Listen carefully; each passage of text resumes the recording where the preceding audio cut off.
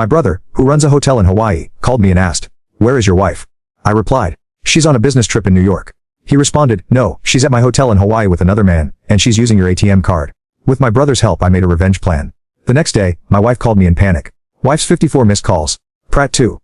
An hour later, another message from Daniel. "She's at the front desk right now," voice raised. Says it must be a mistake. Eric standing off to the side, awkward. Not offering to pay. Then, finally, my phone rang. Claire. I stared at the screen as it vibrated.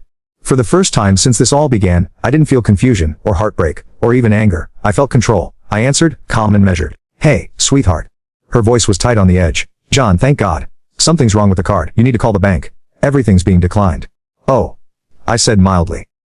"That's strange. Weren't you in New York?" Silence. What? You told me you were in New York. Business conference. But Daniel says hi, by the way. Says you look great in the presidential suite. Shame about the company." Her voice cracked. "You knew." "I know everything, Claire.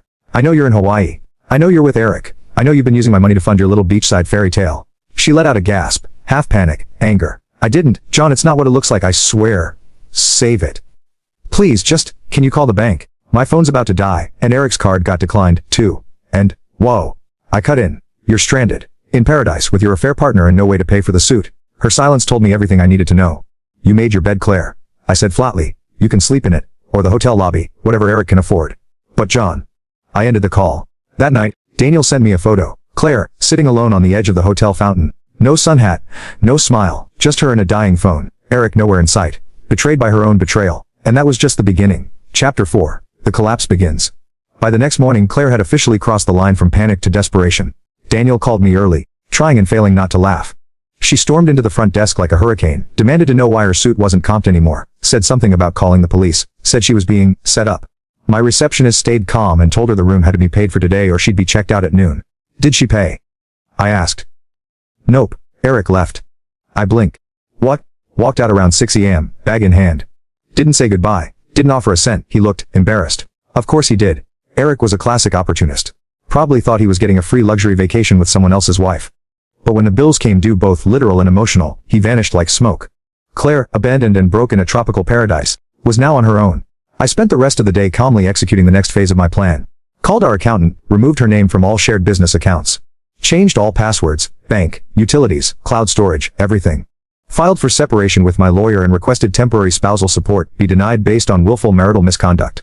Then came the public piece. Claire was a social media influencer, small time, but obsessed with appearances.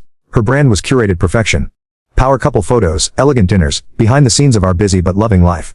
So I sent her a message, not privately. I commented directly under one of her old couple photos. "I hope Eric made the trip to Hawaii worth it. I'll be posting receipts soon." It took about 7 minutes before she deleted the entire account. But it was too late. Daniel had already forwarded me the hotel security footage, and I had receipts, time-stamped photos, and her own texts about the New York business trip. I sent them all to her email with a simple subject line. "Everything you built just collapsed." That night, Claire called again, this time from a borrowed number. "John, please," she said softly. "I need a ticket home. I don't have anyone else to call." "Sure," I replied. "I'll book one right now." Her voice lifted. "Really?" "Absolutely," I smiled. "It'll be middle seat, red eye, no check bags, and when you land your bags, your apartment key, your access cards, your name on everything, will be gone." A pause. "You're not serious?" "Oh, Claire," I whispered, "you seriously underestimated who you married." Then I ended the call again, this time for good. Chapter 5. Welcome home, Claire. She landed 2 days later, exhausted, disheveled, wearing the same wrinkled dress she'd arrived in Hawaii with. No luggage, no makeup, no smile. Daniel had kindly arranged her flight using the cheapest ticket he could find. Delayed, layovers, middle seat between 2 toddlers, the kind of flight that breaks your body and spirit. I knew her ETA before she even left the island, and I made sure I wasn't when she returned. Instead, I changed the locks. She stood on the porch for 20 minutes, trying her old key, ringing the doorbell, calling my number non-stop. I didn't pick up. She must have walked around the house, tried the back door, even peeked through the windows.